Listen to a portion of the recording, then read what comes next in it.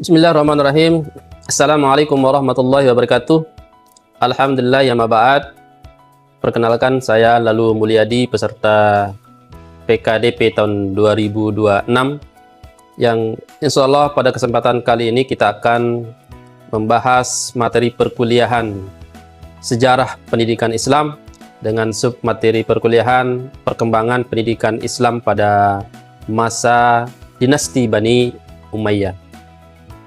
Yang mana pembahasan kali ini capaian pembelajarannya adalah bagaimana menganalisa perkembangan pendidikan Islam pada masa dinasti Bani Umayyah, serta bagaimana mahasiswa mampu mengidentifikasi dan daripada kontribusi para tokoh-tokoh pada masa Bani Umayyah, kemudian lembaga-lembaga pendidikan yang berkembang pada masa dinasti Bani Umayyah tersebut.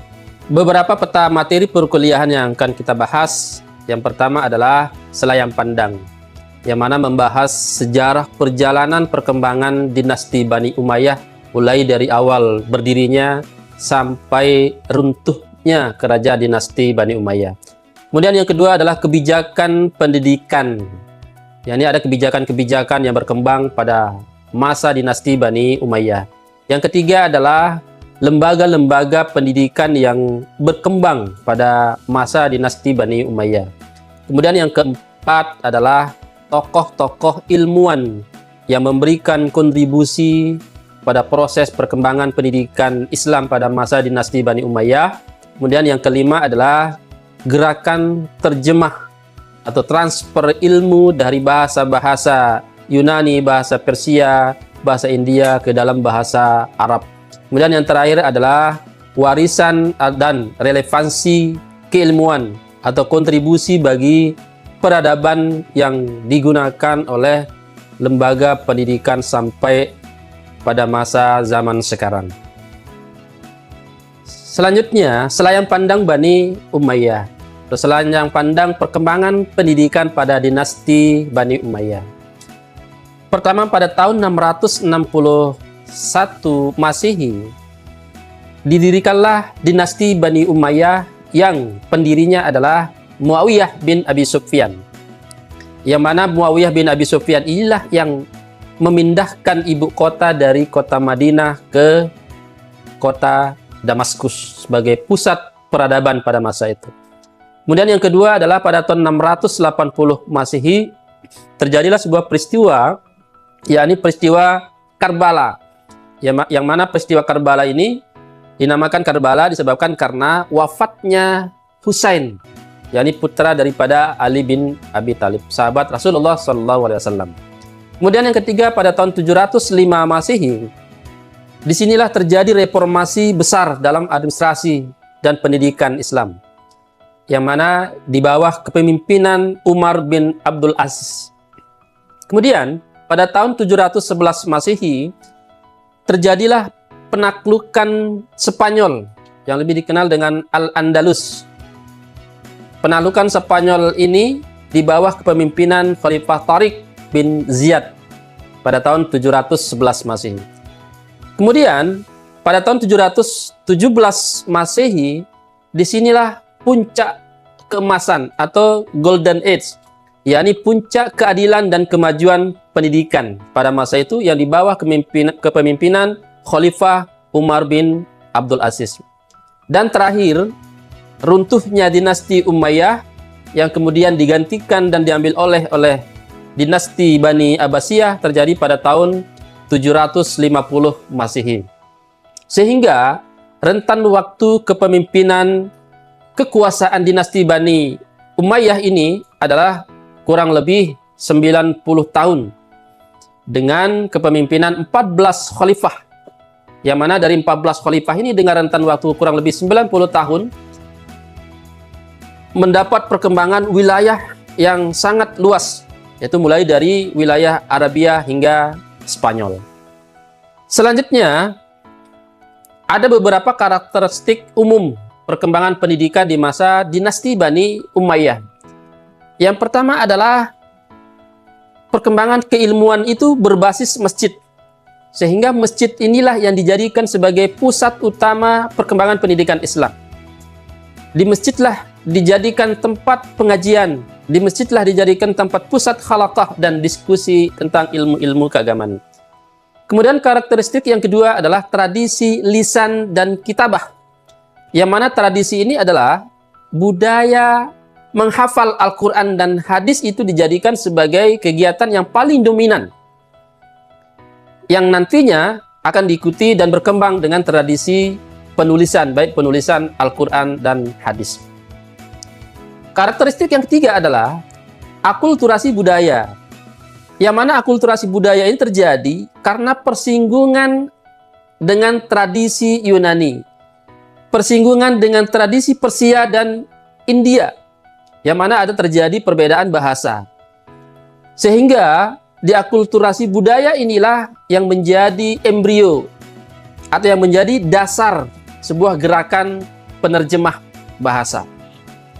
Kemudian yang keempat, karakteristik umum pendidikan pada masa dinasti Bani Umayyah adalah dukungan penuh istana, yang mana istana itu dijadikan sebagai pusat belajar yang dipelopori oleh khalifah-khalifah yang memimpin pada masa dinasti Umayyah. Kemudian yang kelima adalah karakteristik elitis dan eksklusif. Ini disebabkan karena akses pendidikan tinggi itu masih terbatas pada kalangan bangsawan. Jadi akses pendidikan masih terbatas hanya kepada ulama-ulama tertentu, belum bersifat umum yang lebih luas.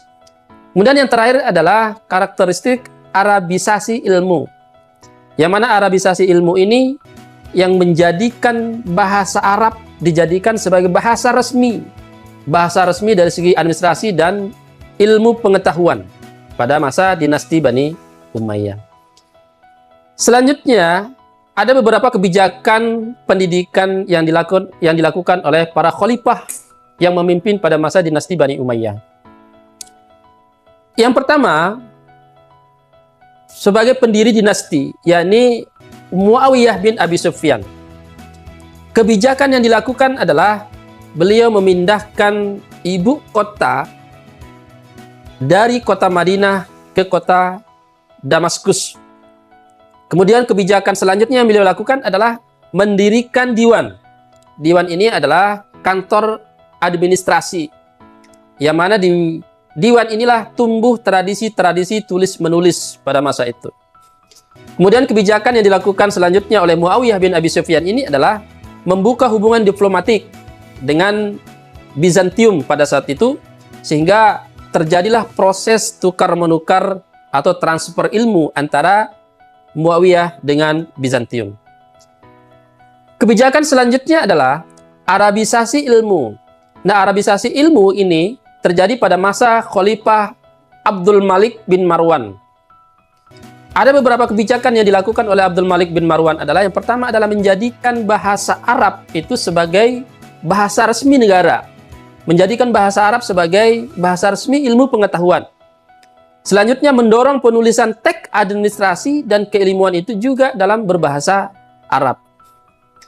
Ketiga adalah mendukung pengembangan disiplin ilmu tafsir dan hadis. Inilah kebijakan yang dilakukan oleh Abdul Malik bin Marwan. Selanjutnya, kebijakan pendidikan para khalifah berikutnya adalah ekspansi dan infrastruktur. Nah, kebijakan ekspansi dan infrastruktur ini terjadi pada masa Khalifah Al-Walid bin Abdul Malik. Ini terjadi pada tahun 705 sampai dengan 715 Masehi. Apa yang beliau lakukan adalah pertama membangun rumah sakit, yang mana rumah sakit pertama adalah yang dikenal dengan Bimaristan. Rumah sakit inilah yang menjadi cikal bakal tumbuhnya kedokteran Islami pada masa itu. Kemudian selanjutnya beliau mendirikan sekolah-sekolah khusus bagi anak-anak yatim dan penyandang disabilitas. Kemudian kebijakan yang beliau lakukan juga adalah ekspansi ke Spanyol, yang mana membuka akulturasi ilmu dengan peradaban Barat pada masa Khalifah Al-Walid bin Abdul Malik. Kemudian kebijakan pendidikan yang terakhir yang dilakukan oleh Umar bin Abdul Aziz, yaitu disinilah sebagai puncak keadilan. Yang mana Umar bin Abdul Aziz ini yang memerintah pada tahun 717 Masehi, sampai dengan 720 Masehi, yang mana beliau merupakan penggiat pengajaran Al-Quran dan Sunnah ke seluruh wilayah kekuasaan Bani Umayyah. Kemudian beliau juga memberikan tunjangan-tunjangan bagi para ulama dan para guru, yakni insentif keilmuan. Sehingga pada masa Umar bin Abdul Aziz inilah terciptanya insentif keilmuan pertama pada masa Bani Umayyah.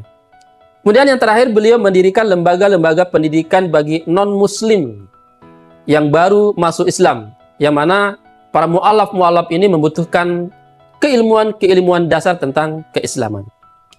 Nah, apa lembaga-lembaga pendidikan yang berkembang pada masa dinasti Bani Umayyah? Yang pertama ada istilah Al-Kutab, atau dengan bahasa Kutab.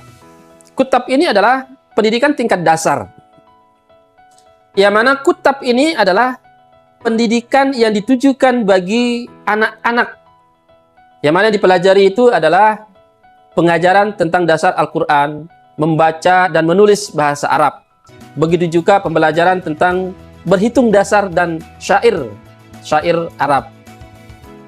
Nah, Kutab inilah yang saat ini di zaman modern kalau di Indonesia dikenal dengan sekolah dasar atau madrasah ibtidaiyah. Kemudian lembaga pendidikan yang kedua adalah masjid. Masjid ini merupakan tingkat lembaga pendidikan lanjutan, yang mana masjid ini dilakukan kegiatan-kegiatan halaqah yang memberikan materi tentang ilmu fikih, yang memberikan materi tentang ilmu hadis, yang memberikan materi tentang ilmu tafsir. Yang bedanya dengan lembaga Kutab, maka lembaga masjid ini adalah tidak dibatasi umur. Jadi bebas diakses oleh masyarakat umum, mulai dari anak-anak sampai orang dewasa. Kemudian yang berperan di masjid ini adalah para guru atau para ulama yang terkemuka yang memberikan materi kepada masyarakat dalam bentuk lingkaran. Sehingga pemateri itu berada di tengah, kemudian pesertanya melingkar di depan pemateri. Kemudian lembaga yang ketiga adalah dinamakan dengan kusyur. Kusyur ini dalam artian istana atau tingkat elit. Sehingga kusyur ini merupakan lembaga privat, lembaga pengajar privat yang khusus ditujukan kepada para khalifah. Sehingga materi-materi yang diberikan di kusyur ini adalah materi tentang adab, materi tentang sastra, materi tentang sejarah dan politik bagi khalifah-khalifah. Sehingga yang menjadi model pendidikan karakter elit pada saat itu. Kemudian lembaga yang terakhir adalah dinamakan dengan Badiah. Nah, Badiah ini merupakan sekolah bahasa dan sastra, yang mana lembaga ini metodenya adalah mahasiswa itu dikirim ke pedalaman-pedalaman Arab yang bertujuan untuk mendalami bahasa Arab murni atau bahasa murni. Sehingga tujuan daripada mahasiswa itu mendalami bahasa murni adalah salah satu menjaga kemurnian bahasa Arab dari pengaruh asing. Kemudian tempat mempelajari syair Arab klasik ini adalah Badiah atau sekolah bahasa sastra itu sendiri. Nah, ada beberapa tokoh ilmuwan pada masa Bani Umayyah. Yang pertama adalah Hasan Al-Basri. Hasan Al-Basri ini merupakan ahli tasawuf, ahli teologi. Jadi Hasan Al-Basri ini merupakan ulama besar yang berasal dari daerah Basra, merupakan pelopor pergerakan zuhud, ya, dan pendiri mazhab tasawuf awal. Sehingga beliau itu dikenal dengan ceramahnya yang sangat memukau tentang tasawuf. Kemudian tokoh ilmuwan yang kedua adalah Ibnu Syihab Al-Zuhri. Jadi Ibnu Syihab Al-Zuhri ini adalah ahli hadis. Beliau juga adalah ahli sejarah. Yang mana beliau ini merupakan tokoh kunci daripada kodifikasi hadis. Beliau ini diperintah oleh Khalifah Umar bin Abdul Aziz. Sehingga beliau dianggap sebagai pelopor sistematisasi ilmu hadis pada saat itu. Kemudian yang ketiga adalah Khalifah Khalid bin Yazid. Nah, Khalid bin Yazid ini adalah pangeran Umayyah. Khalid bin Yazid ini ahli kimia. Beliau juga adalah ahli terjemah.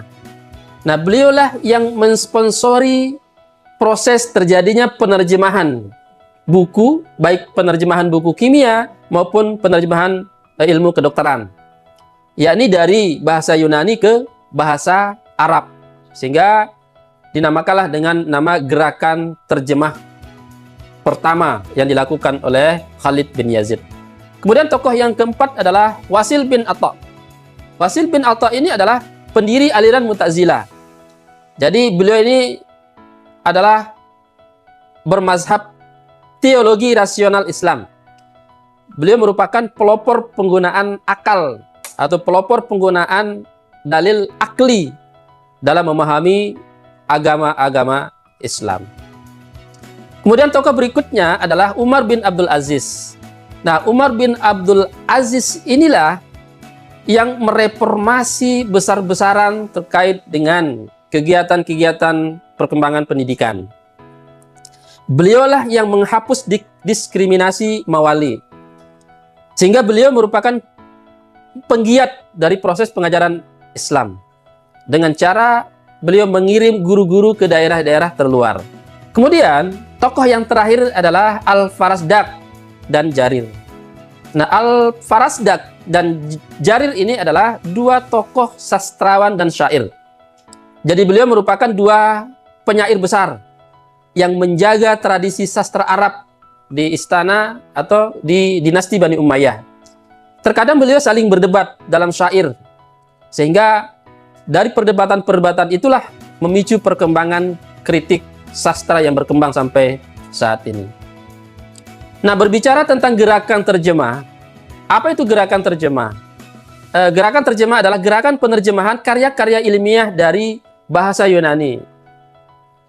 Penerjemahan karya ilmiah dari bahasa Persia, dari bahasa Syria, dan bahasa India ke dalam bahasa Arab. Sehingga proses inilah yang menjadi embrio gerakan proses penerjemahan yang sampai pada zaman modern sampai saat ini.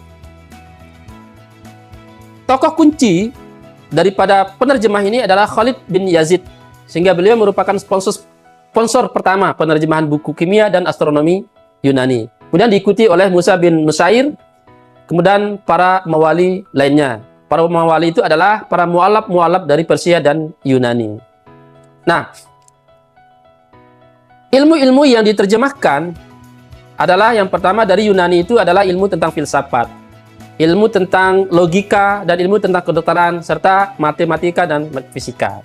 Kemudian yang dari Persia itu ada ilmu astronomi, ilmu tata negara, ilmu sastra, dan etika. Kemudian dari India, ilmu yang diterjemahkan adalah aritmatika, angka Arab, yang mana bersumber dari asli India, kemudian farmasi. Nah, sementara dari Syria adalah teologi Kristen, kedokteran, dan kimia awal. Nah, berbicara tentang teologi Kristen, ini merupakan contoh kontribusi agama dan ilmu pengetahuan ya di dalam membangun peradaban yang inklusif, membangun peradaban yang toleran dan menghargai kemanusiaan. Sehingga teologi Kristen ini mengajarkan kepada kita nilai kasih, mengajarkan kepada kita nilai perdamaian, mengajarkan kepada kita nilai toleransi dan penghormatan terhadap martabat manusia dan toleransi antar beragama. Nah, apa warisan dan relevansi bagi pendidikan Islam modern saat ini? Karena Muawiyah beranjak dari sebuah hadis, utlubul ilma minal mahdi ilal lahdi, yang artinya adalah tuntutlah ilmu dari buayan hingga liang lahat. Inilah yang menjadi penyemangat para generasi-generasi atau pelajar-pelajar dinasti Umayyah itu untuk mengembangkan ilmu-ilmu pengetahuan. Sehingga apa yang ditinggalkan oleh dinasti Umayyah inilah yang menjadi cikal bakal yang akan diikuti oleh lembaga-lembaga modern saat ini. Seperti misalnya, yang pertama adalah fondasi sistem kutab. Kutab di era Umayyah ini adalah cikal bakal madrasah ibtidaiyah di era di Indonesia, yang mana sistem pendidikan dasar berbasis agama inilah yang terus bertahan hingga era modern saat ini. Kemudian yang kedua adalah tradisi halaqah, yang mana sistem halaqah di masjid pada era Umayyah masih hidup di pesantren-pesantren Indonesia pada saat ini. Kemudian yang keempat adalah integrasi ilmu dan agama, yang mana pada masa Bani Umayyah itu memadukan ilmu agama dan ilmu sains yang menjadi inspirasi pendidikan Islam yang terintegrasi yang dikembangkan oleh Universitas Islam Negeri dan PTKIN di Indonesia saat ini. Dan yang terakhir adalah multilinguisme dan terjemah, yang mana tradisi penerjemahan ilmu di era Muawiyah inilah yang menjadi inspirasi gerakan literasi dan gerakan penulisan buku ajar yang berbahasa lokal dalam pendidikan Islam Nusantara. Selanjutnya, beberapa hal yang perlu kita diskusikan. Yang pertama adalah mengapa Umayyah disebut era transisi, tapi bukan era kemunduran dalam sejarah pendidikan Islam. Pertanyaan yang kedua yang muncul adalah bagaimana kebijakan Arabisasi Abdul Malik bin Marwan mempengaruhi perkembangan ilmu pengetahuan Islam.